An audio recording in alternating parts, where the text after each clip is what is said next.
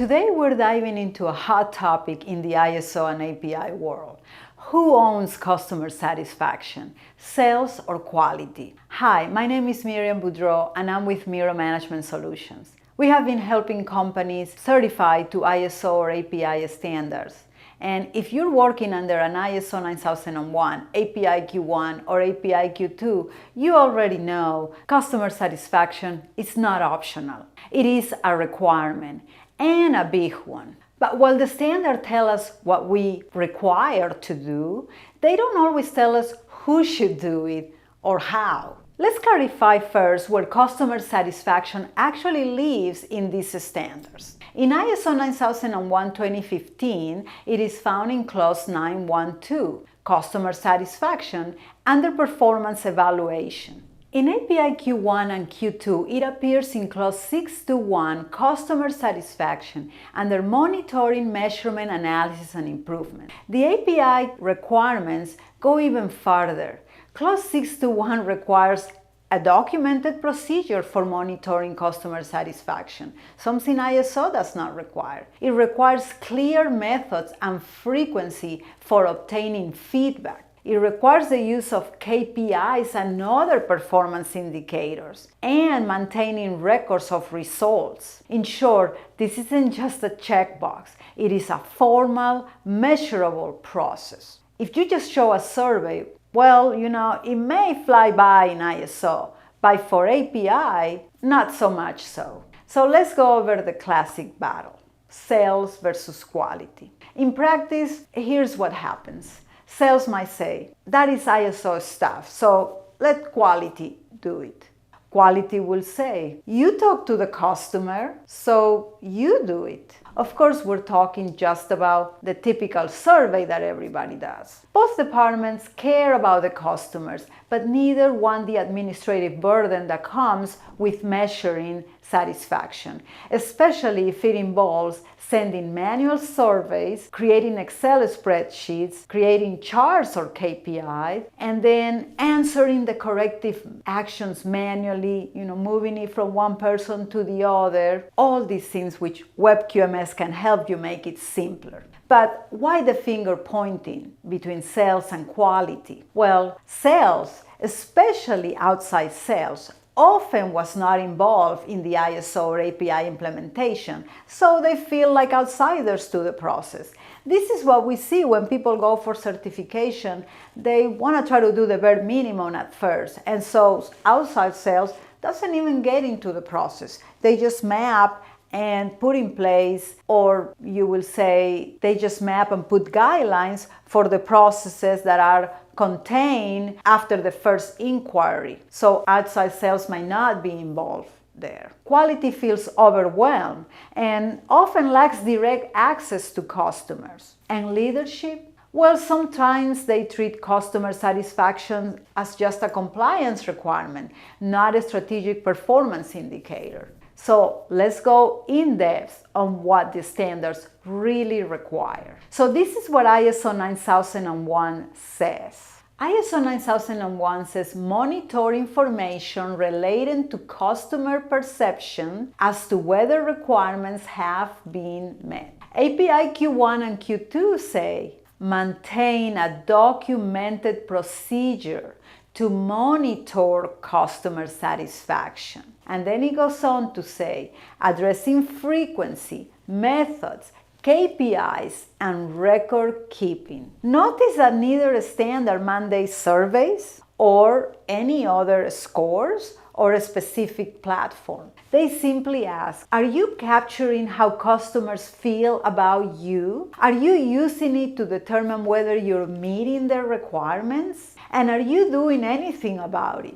It's not just what you collect, it is also how you analyze it and act on it. So let's break down the responsibilities now. Well, what is exactly involved in monitoring customer satisfaction? First, we need to design the feedback method, which could be the survey, but could be something else. Next, we need to send that survey or whatever other way to engage the customer that we design. Then we need to collect the feedback. Then we need to analyze that feedback through KPIs, trends, or other ways. Then we need to act on those results, right?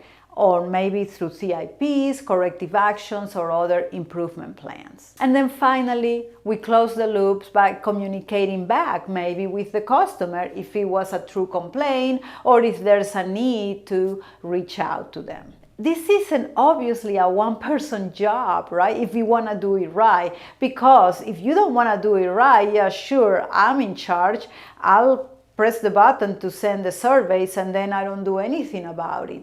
That's not the point, right? The point is that we are capturing the right metrics, we are capturing the right sentiment from the customers, and that we are actually doing something about it, right? So again, to do it right, it's not a one-person job or even a two-person job. It is a cross-functional process that requires coordination across sales, quality, operations, and yes, even top management. So let's go over the share ownership model. Here's a framework that we use with clients that's worked well in our consulting jobs. So let's start with designing the feedback. Who should be involved? Should you leave this just with quality? Of course not. I think it actually requires other people to be part of it. You can have sales, you can have operations, you can have top management. Everybody deciding how can we collect customer feedback.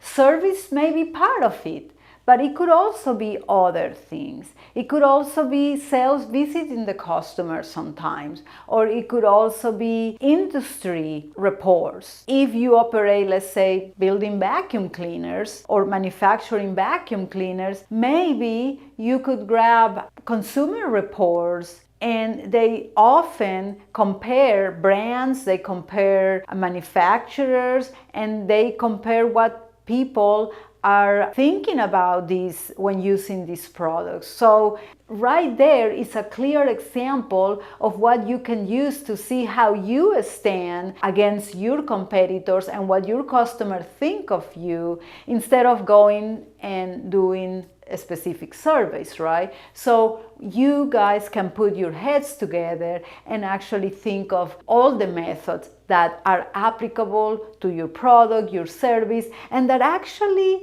maybe are applicable to your industry.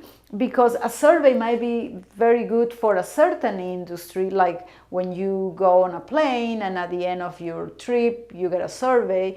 But maybe if you are in the oil and gas industry, where you're often dealing with the company personnel or your customer, you can always tell the company, man, right there, give me your feedback, and they will surely give you what they think, because there's a lot of things at stake there. Now, the next step is to actually create this feedback, right? And if you decided, okay, one of the feedback, maybe not all, hopefully not all, and definitely not all if you're just dealing with API, who will create the service, for example? And like I said, if you're using Web QMS, our eCampaigns app will make this very simple.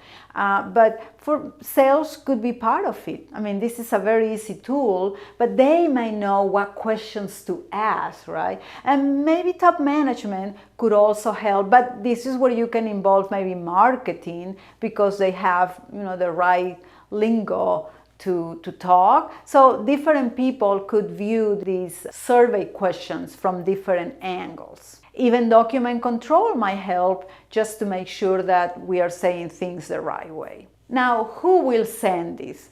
Well, 10 years ago, you have to send it by mail and then you have to collect it. Nowadays, you don't need to do that. You can definitely pay for systems, but if you're using Web QMS, like I said, with a push of a button, you can use the eCampaigns app and send surveys. So I think in this case, you can continue to leave the responsibility between marketing and sales. Now comes analyzing the customer satisfaction data.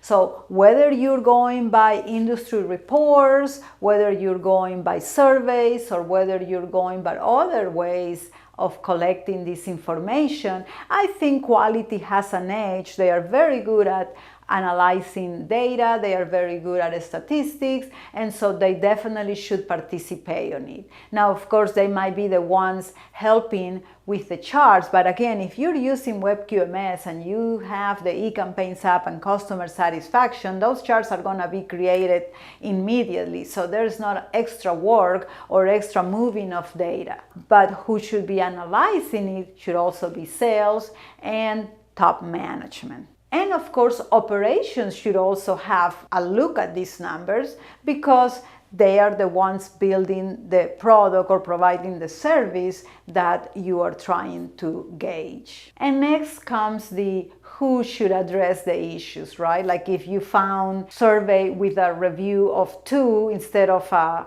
5 on a scale of 0 to 5, or a review that came and it was very lackluster, and so you definitely want to do something about it, or a complaint, or maybe you were going by a report in the consumer reports and you come out like 20 out of 20 manufacturers, so you know there's something wrong in your product or your service. And so in that case, who should act on it? Well, in this case, again, quality will be number one because they are good at doing corrective action, doing root cause analysis, but by all means, they will need the help of the people who actually build the product or provided the service, which is operations. And they could also get input from other departments. In this case, sales can be involved just so they are aware of what things are happening and they can communicate to the customer that something is being done. And of course, the last thing is that all of this is going to be reviewed in the management review. So top leaders and management will be looking at all this information and making decisions.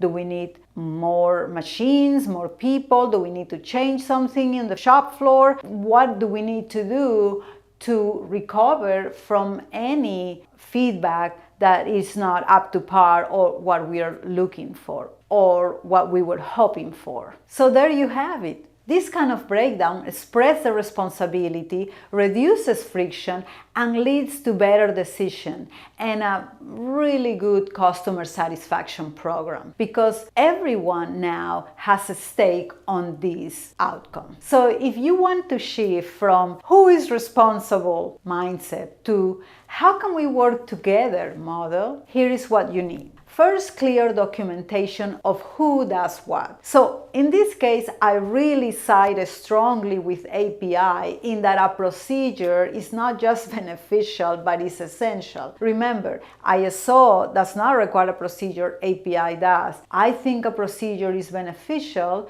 so that you know exactly who is supposed to do what. Now, training should come next because now that we have everybody involved, we need to make sure that, quality, sales, operation, marketing, even the admin understand what is ISO and API's intent and what are we signing up to do. Having them understand the basics of ISO and API anyways is important. So maybe you need to send them to a class for them to really understand first what the basics are, and so that they don't think that it was just a quality person trying to put something in place, but it is actually a requirement. Next, you need leadership buy-in. And this, of course, is not just for the customer satisfaction, it's for anything that comes with ISO or API, because they need to collaborate, they need to make sure that they are not managing in silos, but also they need to provide the resources. Now you might be wondering, all this sounds great, but seems like a lot of work. How do we actually manage this data? And I've already mentioned how you will manage the processes and who should be involved, but I also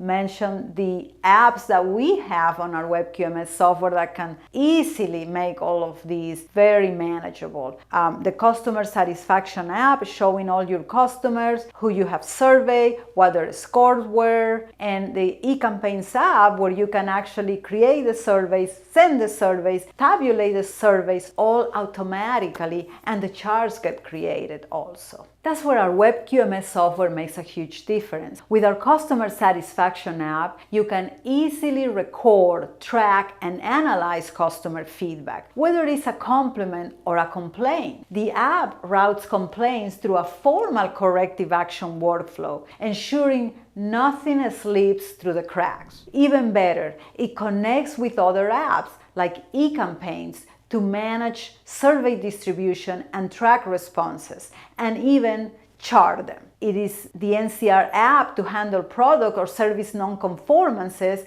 also will fit into the customer satisfaction app. And the asset management app ties customer ownership of a specific assets or equipment, so it funnels through your customer satisfaction, giving you a 360 integration of a complete picture of your customer experience. Automatically linked, fully auditable, and aligned with ISO and API standards. But you may have any other system. Just make sure you create a system that you can sustain with the resources that you have. If you want to see a demo of our software in action, I'll leave a link in the description below. So who owns customer satisfaction?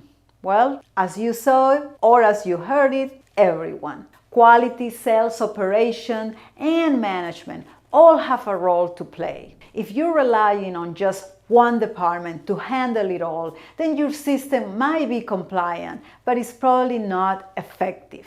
Let me know in the comments who owns customer satisfaction in your organization and how are you managing. And if you're looking for a partner to help your team, not just implement ISO or API, but actually truly live it, check out our company. If you're serious about improving your system, not just maintaining it, check out our software. Thank you for watching, and stay awesome and stay compliant.